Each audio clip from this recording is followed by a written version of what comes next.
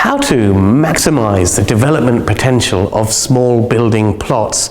That was the subject of this fascinating talk by architect Remy Connolly-Taylor, who came down to the Baker Street property meet to talk to us about that subject. Now she's not just an architect, but she's also a developer herself. She specializes in finding back garden and very small sites which otherwise, most people will just turn around and say they have no use. But somehow she magically creates family houses out of very, very small, constrained sites. That's what she shared with us at the Baker Street property meet. We publish a talk from the Baker Street property meet each and every Wednesday. If you want to keep up to date with what's happening, make sure you subscribe to our channel, press the bell icon as well, and you'll be notified as soon as we upload. But there's no better way to experience what Baker Street is all about than by turning up to a live event. So join us each and every last Wednesday of the month when we meet. Details are at bakerstreetpropertymeet.com. You have the chance to hear from some industry experts as well as network with 200 plus passionate property people. Hope to see you at the next meet, but for now enjoy Remy's talk on maximising the development potential of small sites. Cool. We've got one more. Yeah.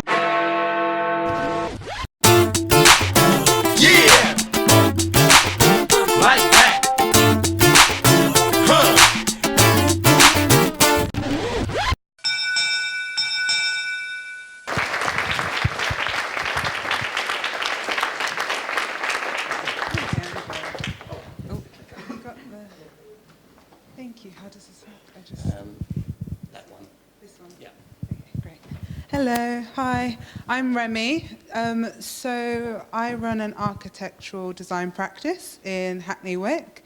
I'm going to tell you a little bit about my development journey, about fusing design and development together. My background is in design. I started off working at Foster's & Partners, if everybody knows the place that built the Gherkin. I ended up working in the US for a little bit, and then I decided to bring my journey back to East London, where I'm originally from. And the studio was actually founded from a development, so I'm going to work through, I'm going to work through some of the developments that the studio have been involved in, which are our own, and yes. So yeah, our story as a studio is about fusing design and development together. Like I mentioned, the studio was actually founded from a development. So, coming from a design background and ending up moving back to East London, I had a bit of an issue. When moving back to East London, I was living in New York and I was freelancing, and I realized that I needed somewhere where I could work and live in one space. I had a big problem that a lot of people have, which is I couldn't afford anywhere to work and live in one space. So, with the great opportunity that is currently, in London with infill sites, and with that the mayor is actually opening up the conversation of infill sites and what is actually available to do in those infill sites, I took myself to auction and bought one. So I'm going to come back to this reference in regards to the studio. So I took myself to auction and I bought an infill site, which is 8.5 meters by 9.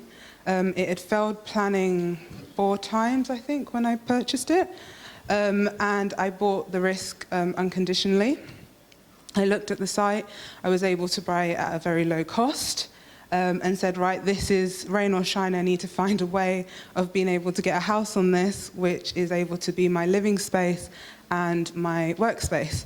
Luckily, the site is in Maryland, which is right next to Stratford, which is an area that I knew. I knew it was on the Crossrail, so obviously in regards to being able to get into central London, it also goes out to Forest Gate, which is great. I can go for a run and all the rest of it. Stratford is, I knew the growth that is happening there. The V&A's moving in, the BBC, BT Sports, it's becoming, the second city or second city centre of London. So I thought, this is a great place for me to settle. I took the site and started off by looking at its constraints. So you can kind of see how it sits. It was basically part of the house which was on the corner of Ash Road. And basically that was it was made into a commercial office space at one point, and they sold off the garden, and it's a bit of a bookend site. So like I said, it's 8.5 by 9, and I realized that it was up against, a historic terrace house, so I knew that was also something I had to answer to, and I also realized that it was something massing-wise in the previous planning documents that had failed. People had tried to go up 3 stories like the terrace houses around it holding the roof. Now, because I was able to purchase the site, quite cheap, I decided that using, art and design, which I'll come back to, this is the site itself. As you can see, the constraints being next to the terrace house with things like the bay window, also with the windows of the neighbouring property on the corner. If I'm able to quickly, the site kind of finishes here, not at the gate itself, to this point. And it was a total mess. It meant I had to get my cousins in to help me clear it so we could actually see what was there. That we were able to actually dig down. So I still looked at the site and saw 3 stories to be able to get a dwelling that was able to hold multiple bedrooms, also create a quality of life in regards to, luxury living space, and also be able to provide a studio for myself. This site had also a series of light constraints, so the idea was to, first of all, talk with, a light surveyor and discuss where to push and pull the site, and then started from there, and then it meant that I was able to maximize in the basement.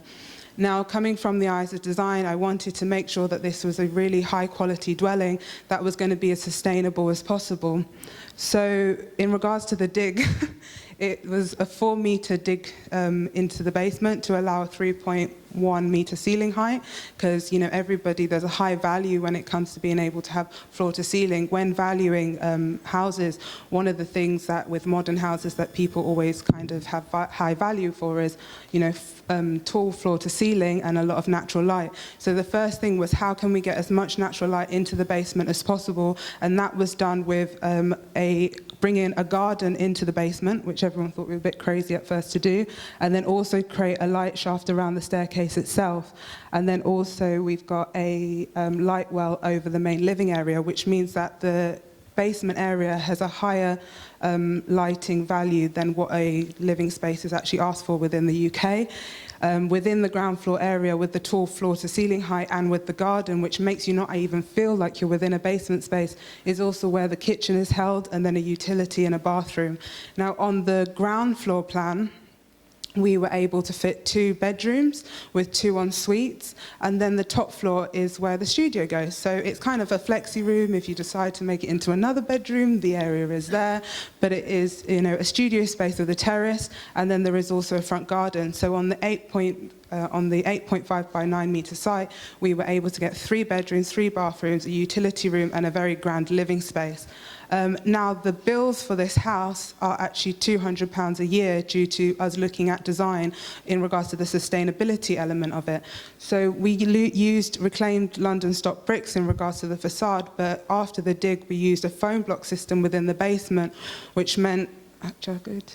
a foam block system within the basement, which means that a retaining basement usually is kept at 1 meter, and we knew that every centimetre counted, one for the value of the floor area and also to make sure it was a quality home. So usually it's at 1 meter. We brought us down to 35 centimetres. That meant also the space was kept larger than it could have been squeezed in. It's also about, with development, actually being on the ground and being inventive and using design all the way through. Kind of going back as well, we were able to put solar panels on the build, and also we were able to use a magnesium SIP system, which means that the construction of SIPs are quite expensive in regards to the fact that they're prefab, but with it being such a small build and not needing a lot of them, it means that the structure on top is able to be put up in a week, which means that getting labour on site, that value was able to go down. So we were able to analyse that in regards to the build. It's just in the last phase of construction at the moment. I thought these, in regards to the basement, it was one of the first done in the area, and we were able to kind of do a manual to convince the contractors to do it. But then you kind of get an idea of the value of space that people are, provided with. when we started the project and got planning, we were asked to exhibit it at the Venice Biennale after 6 months of opening the studio, which is the largest architectural show within the world. So it's been able to get attraction, and obviously the value of the home has gone straight up from the fact that it is on a high design basis. So the studio ended up getting a bit of excitement over the risk of development. So we kind of said, right, let's buy something else unconditionally. They again had failed planning a series of times and thought we'd be a bit more ballsy with it because it didn't feel like Maryland was ballsy enough. So we did Birkbeck House. Now, Birkbeck House is within the borough of Waltham Forest, which is notoriously quite, a different form of conversation when it comes to infill sites is probably the best way. But the studio has been able to build a really good relationship with each planning borough in regards to leading with design, leading with quality, leading with houses that produce like legacy that people want to live in. But it also means that places like Modern House, which have, Vogue and GQ that kind of, endorse them, are wanting those are the kind of people who are wanting to live in these houses, and that also gains a lot of value. So this particular site, when I first showed it to some investors, they said no, due to the fact that they said it was a car parking space. So we bought basically a car parking space, and we looked at the site and said, no, it's a 3-bedroom house. So when we looked at this site, you can kind of see again, it has a series of constraints. It's up against the pavement edge, which does not follow the language which is on the rest of the road. Again, it was a bookend site. I think you get a bit more context by you can see how deep it is from these cars themselves. It is a bit of a trash site. You can see the rear of the site nearly lines up with the front of the terrace next to it. And basically, again, it was about solving it with design. It was about creating quality on the street and kind of finishing off the edge of the street. So again, going back to the planners, one of the things that we kind of as a studio always really advertise for is that, planning, we've been able to build a good relationship because we spend a lot of time in pre-app and kind of go through it with the planners and kind of build the project and make sure to provide them with a lot of information so that they don't just understand, the volume of the site, but also really understand the lifestyle of the site and the people who are going to live in it. So with this site, we were able to kind of be inventive in regards to the fact that it was 11 meters by about 6 meters, so it's 66 square meters. If it's a fully detached house, which this is, within Waltham Forest, you have to produce 50 square meters of garden, which only leaves us actually with 11 square meters of house to build on. So we had to build a really strong conversation in regards to lifestyle with this home, which you come through the door and it's a big, it was a large living area, and then you go down into a courtyard, and we spoke about quality instead of quantity with them. But one of the great things about this particular house was the fact that we were able to get the 3 bedrooms on this house, creating 2 double bedrooms. So they weren't even singles, there were 2 double bedrooms. Again, 3 bedroom, 3 bathroom with a utility room on the ground floor. And then also, a courtyard. And the idea was you can kind of see from the front view, if I go back, it kind of felt like quite of a cottage feel. Now, when you look at it, it looks quite small, but then when you go back to section, the living space again is 3 meters tall, which is way over the average, which means the quality of living is something that people are wanting to pay for. London has one of the most diverse communities in the world. You can't say that everybody wants to live in exactly the same way. Again, this is right next to Stratford, so half of the financial district is just about to move in, and not all of them want to live in exactly the same way. Again, being even inventive about how you move bins on site.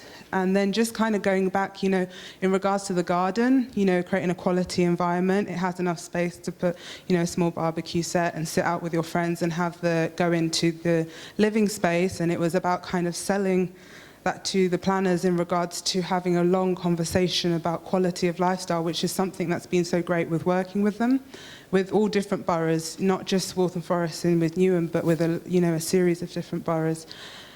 Also with our builds, one of the things that we also say is really important, like I've kind of shown with some of the photos from Maryland, is that as a practice and also when developing is, having a whole team to kind of consult, because, we work very closely with engineers at the beginning, and 35% of builds that get planning, 35% of structures that get planning aren't feasible to be built. It's actually when designing, having those discussions about we want to create something beautiful, how do we make it feasible from the beginning, and making sure that that doesn't come in as a secondary approach. And it's also just remembering within infill sites as developments themselves that every single site is different, and every single site is a prototype. You're never going to create the same build at the same time, and infill sites are a great conversation to kind of play with that, because you're able to be creative because they're not usually the same volumes, or they might be a weird site, so they might be a backland when you're having to consider light in a very different way. And then this is something as a practice we've been able to scale for clients in all different ways. Atherton House was something that we were very proud of as a practice. A client came to us and said the neighbouring property received planning for 4 apartments. We said, we'll do you better, and we got 7 for the same amount of site, all of them over London standard. The planners were so happy with it, they asked us to use it for a reference for the rest of the street. Our client thought that they'd get 4 flats. I think we're now in total on the street going for about 22. We've also helped redesign the road itself, and also been a reference for other dwellings within the borough. Brilliant.